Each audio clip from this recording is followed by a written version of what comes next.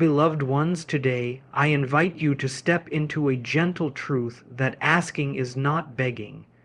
Asking is a sacred art. It is an act of creation, and it is the first step in welcoming miracles into your life. We are always asking with our words, with our emotions, with our thoughts. Every thought we think, every belief we hold is a request sent out into the universe, and the universe, my loves, is always listening. So I ask you, what have you been asking for lately? Are you asking from a place of fear, or are you asking from a place of love and worthiness? You see, the very first lesson in the art of asking is this: you must feel worthy of receiving. If you believe you are unworthy, the doors of abundance cannot fully open. But the moment you affirm, I am deserving of all good, you begin to align yourself with your highest desires. Let's take a breath together, in and out, and gently affirm, I am open to receiving. I ask with love. I receive with grace. Do you feel that shift? That is your energy aligning with the frequency of receiving. Now, when you ask, be clear. The universe is powerful, but not vague. Vague requests bring vague results. Speak from your heart and speak with intention. Do not merely say, I want happiness. Ask yourself, what does happiness look like for me? Clarity is a form of self-love, and yes, use affirmations. Words are spells. Every time you say, I am abundant, I am healthy, I am loved, you are shaping your reality with intention and grace. But once you have asked, my dear, let go, trust. The garden does not grow faster if we keep digging up the seeds. Trust the timing of life. Trust that everything is unfolding in divine order. And finally, be grateful. Gratitude is the magnet for miracles. When you thank life for all that you have, you invite in more of what you truly desire. So let's remember the sacred cycle. Ask with love, trust with faith, receive with joy. You are powerful. You are loved, and everything you desire is already seeking you. All you have to do is ask from the heart. We often think of asking as something we do with our words, a question, a plea, a spoken desire. But in truth, the most powerful form of asking happens long before we open our mouth. It happens in our minds. Every thought we think is a signal. It's an energetic message, and whether we're aware of it or not, we are constantly broadcasting those messages into the fabric of life. This may sound like a spiritual idea, but it is also a psychological truth. Our thoughts shape our beliefs, and our beliefs shape our behaviors, decisions, and relationships. What we think on a daily basis forms the blueprint of our reality. So when I say your thoughts are requests to the universe, I'm not being poetic. I'm being very precise. Think of your mind like a transmitter. Every time you dwell on a thought, especially one that is repeated with emotion, you're setting the tone for what you attract. If you spend your days thinking, nothing ever works out for me, you're not just describing your life, you're instructing it. You're telling life how to respond to you, and the universe, in its infinite responsiveness, simply echoes that back. Now, this does not mean that a single negative thought will suddenly collapse your life. We're human, we'll have doubts, fears, frustrations. That's natural. But when those thoughts become habitual, when they become the inner narrative we rehearse day after day, they begin to harden into belief. And belief, my dear friends, is the creative force behind all things. So how do we change this?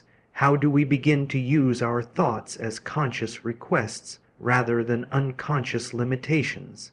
It begins with awareness. The first step is to witness your thoughts, not judge them, but observe them like a curious and compassionate scientist. Ask yourself, what am I thinking about most of the time? Is it fear, lack, regret, or is it hope, creativity, and trust? Because whatever dominates your mental space is what you're continually asking for, whether you realize it or not. When we become aware of our thoughts, we step into our power. We move from reacting to life to participating in its design. And here's where the art of asking becomes a practice. You begin to replace fear-based thoughts with those that reflect what you actually want to experience. Not through denial, but through deliberate choice. If you want love, think love, speak love, act in love. If you want peace, nurture peaceful thoughts, even when it's hard, even when the world feels chaotic. Your inner world is your garden. You decide what grows there. This isn't about pretending everything is perfect. It's about choosing to use your mind as a creative ally, instead of letting it run wild with worry. Remember, the subconscious mind is always listening, and the more you feed it with empowered, intentional thoughts, the more you align yourself with the life you desire. This is why affirmations are so effective, not because they are magic words, but because they help us reprogram the narrative. An affirmation like "I am open to the flow of life," said with sincerity and repetition, begins to override years of internal resistance. It invites a new reality to take root. So today, I ask you to become conscious of what you're asking for with your mind. Are your thoughts aligned with your desires, or are they echoing your fears? Only when you shift the internal dialogue can you expect the outer world to respond differently. And here's something to carry with you. Every thought you think is a seed. Ask wisely. Once we begin to understand that our thoughts are powerful requests to life itself, we must then ask who is doing the asking. Because the energy behind the request is just as important as the words or thoughts we send out. This brings us to something that lies at the very heart of this entire process, our sense of self-worth. In all my years of studying the human mind and helping people reframe their inner dialogue, I've seen one thing again and again.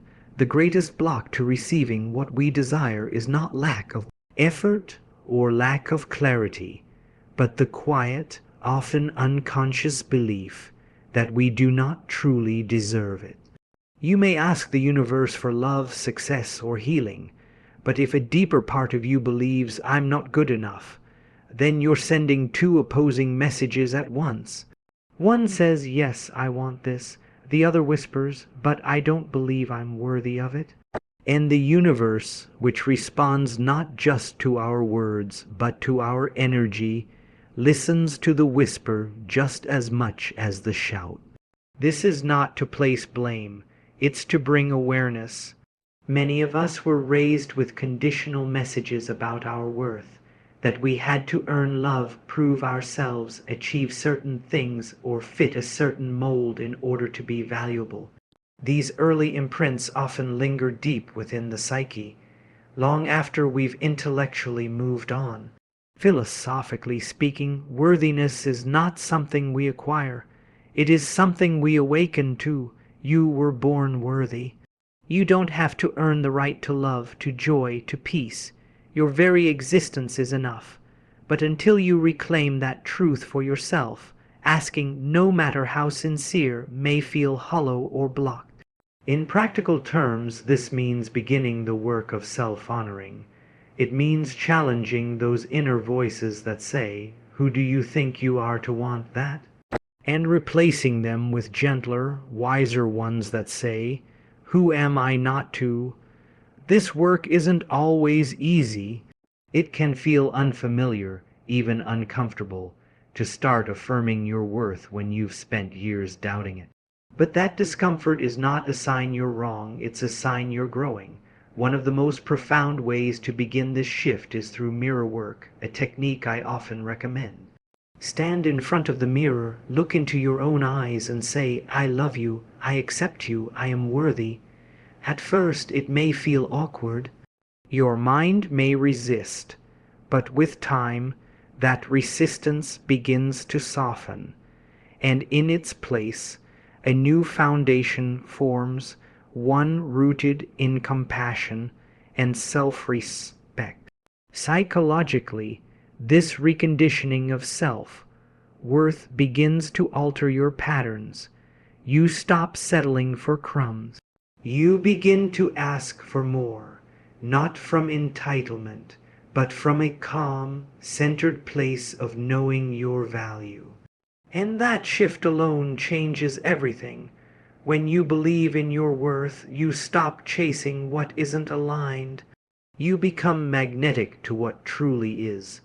So I invite you to pause and ask yourself, do I believe I am worthy of the life I desire?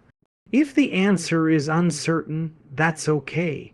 Let it be the beginning of a new conversation with yourself, one rooted in love, not judgment.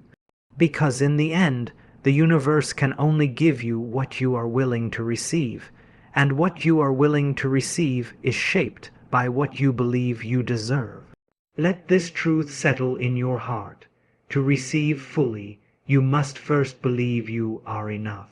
Now that we've explored the power of thought and the foundation of self-worth, we arrive at a crucial moment in the art of asking, the moment of intention. Because it is not enough simply to desire. We must also know what we are desiring clearly and consciously. Without clarity, the energy we send out becomes diffused, and the universe, like a mirror, can only reflect back what we project with focused intent. Think of it like this. If you go into a restaurant and tell the server, I'm hungry, bring me something, you may get anything soup, salad, a dish you've never tried before and don't enjoy. But if you walk in and say, I'd like the lentil soup, lightly spiced, with lemon on the side, the outcome is far more aligned with your actual desire. Life works in a very similar way. Vague desires create vague experiences. Specific intentions summon specific outcomes. Many people confuse wanting with asking. Wanting is passive. It can live in the background of your mind for years, a dull ache, a distant hope.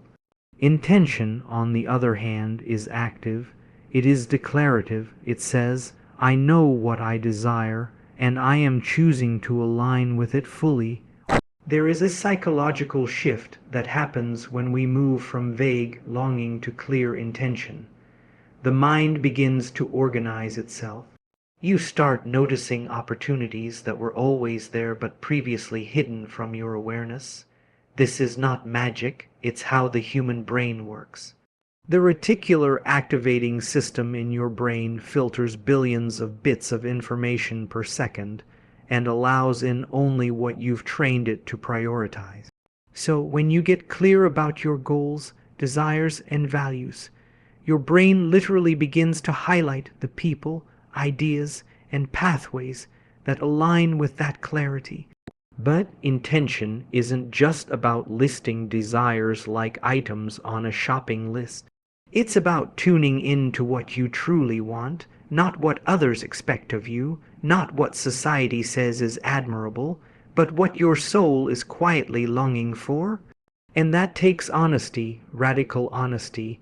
You must ask yourself, is this intention rooted in love or in fear? Is it authentic to who I really am, or is it borrowed from someone else's script? Because only when your intentions are aligned with your truth can they manifest in a way that brings lasting fulfillment. This is also why it's so important not to ask for what you think will make you feel good. Ask for the feeling itself. Don't just ask for a job. Ask for a life where your work brings meaning, where your contributions feel valued. Don't just ask for a relationship. Ask for love that nourishes, respects, and grows with you. The form may shift, but the feeling you're reaching for, that's the real intention. Once you've found that clarity, write it down, speak it aloud, meditate on it, let it become a part of your inner landscape, and then live in alignment with it. Every choice you make is either a vote for or against the life you say you want. The more congruent your actions are with your intentions, the stronger your asking becomes. So I encourage you, be specific. Be intentional, be honest. The clearer your ask, the clearer the answer. The fog lifts, the path forms. The universe moves with precision when you do. And here is what I want you to remember. Clarity is power, and intention is the soul's way of saying yes to life. Now that we've looked at the importance of clear intentions, we must talk about one of the most direct and transformative tools for aligning with what we desire: affirmations. Simple as they may seem, affirmations are not just feel-good phrases. They are conscious, deliberate thoughts, verbal declarations that rewire our inner world and gradually reshape our outer experience. In essence, every word we speak is an affirmation. Whether we realize it or not, we are always affirming something: our beliefs, our identity, our expectations. When we say, "I'm so unlucky," or "things never go my way," we are unconsciously reinforcing that version of reality. The brain listens, the nervous system reacts, and over time, we begin to live according to the truths we repeat the most. The beauty and the power of affirmations is that we can choose to interrupt that loop. We can replace unconscious affirming with conscious, empowered language that reflects not our fears, but our deepest truths and desires. This is where healing begins, and this is where real asking becomes magnetic. You see, affirmations aren't about pretending. They're not about denying the existence of pain or challenge. They are about holding a higher vision, especially when it's difficult. They are the act of planting a new seed in the garden of the mind, even when the soil has been dry or neglected. Affirmations are how we begin to speak to ourselves with intention and love, instead of defaulting to the old scripts we've outgrown. From a psychological perspective, affirmations help recondition the subconscious mind, that deep part of us that stores memories, habits, and emotional patterns. And like the conscious mind, which can analyze and rationalize, the subconscious accepts repetition. It believes what it hears often.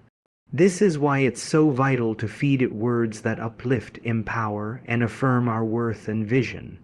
When you say to yourself each morning, "I am worthy of love," or "abundance flows to me easily," or "I trust the process of life," you may not believe it at first. In fact, part of you may resist it entirely. That's okay.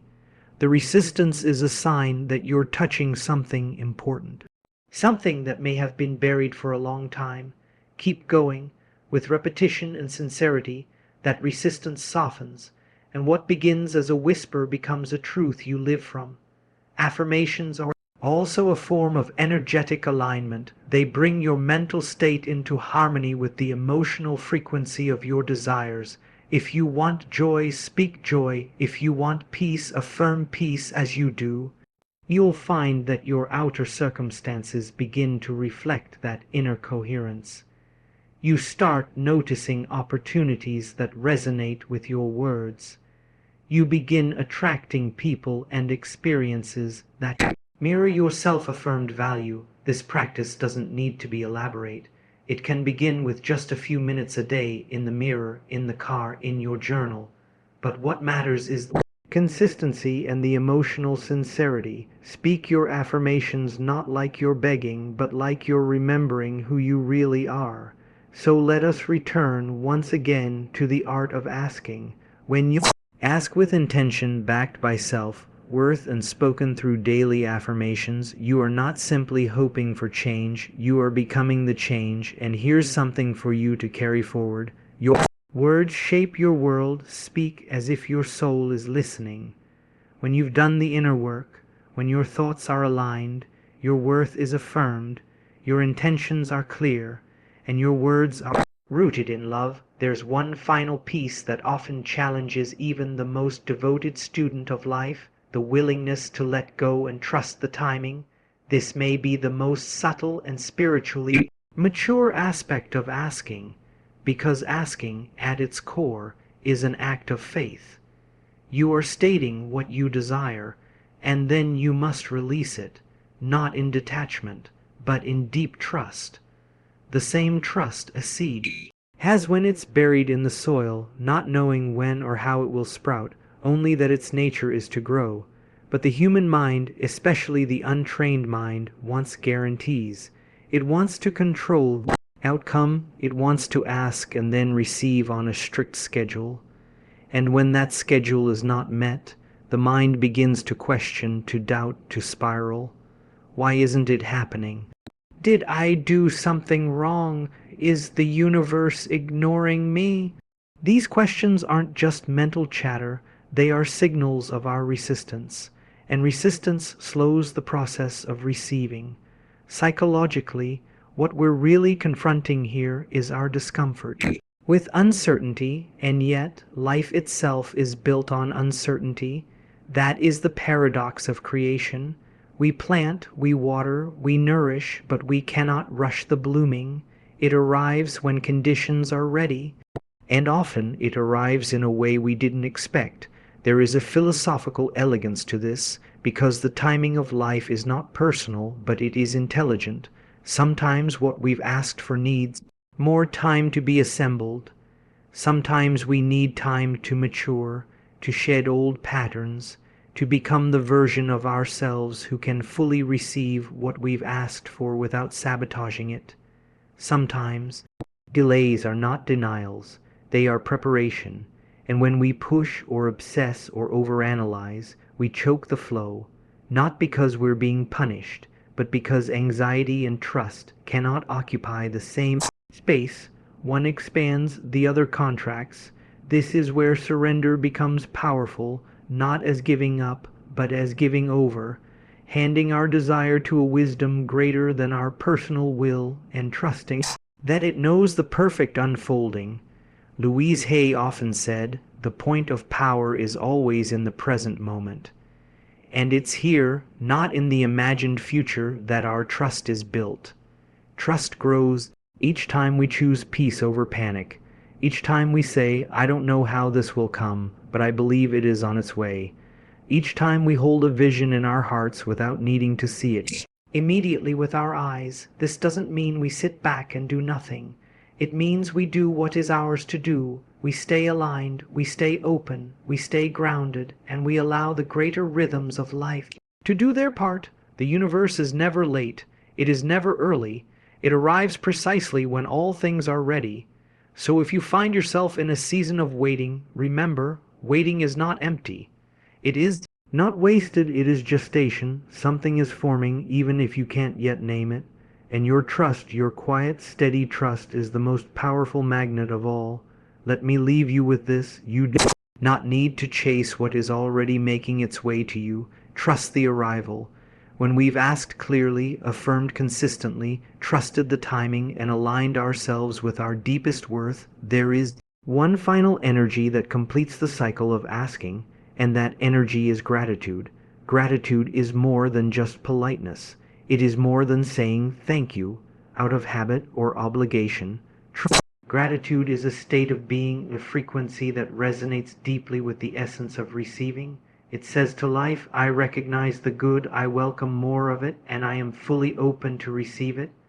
You see, asking for what you desire is not just about the request. It's about preparing a space within you to hold what comes, and gratitude is what opens that space. When you live in gratitude, even before the physical manifestation arrives, you are signaling to the universe, "I am ready now. I already feel the richness of this experience. I already trust that it's mine. This is not a trick or a performance. It is a psychological and spiritual alignment. When you practice gratitude in the present, for what you have, for who you are, for what is unfolding, you shift your focus from lack to abundance, and from that abundant awareness you begin to see with new eyes. You stop waiting for the perfect moment.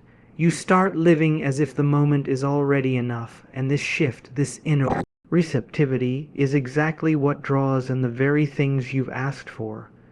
The irony is that many people delay their joy. They say, "I'll be grateful when I get the job, when I meet the partner, when the healing is complete." But that postpones the very energy that would invite those things in. From a psychological lens, this is called conditional worthiness. It says, I can only feel good if the outer world cooperates. But from a deeper, more empowered place, we understand that gratitude creates cooperation. It magnetizes life to respond in kind. Gratitude also quiets the mind. It dissolves anxiety. It brings us back to the present moment where all power lies. You cannot be truly grateful and simultaneously fearful.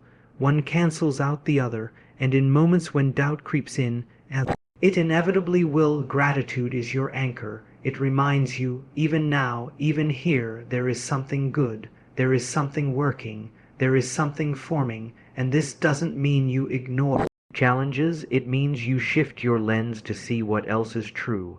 You might say, yes, this is hard, but I'm grateful for the strength I'm discovering.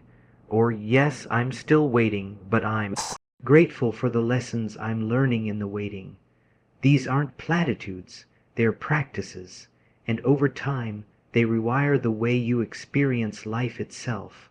One of the most powerful things you can do is to begin each day with intentional gratitude, not just for what's visible, but for what is on its way. Wake up and say, thank you for this breath. Thank you for this new day. Thank you for the clarity, the love, the abundance that is already unfolding, even if I can't yet see it.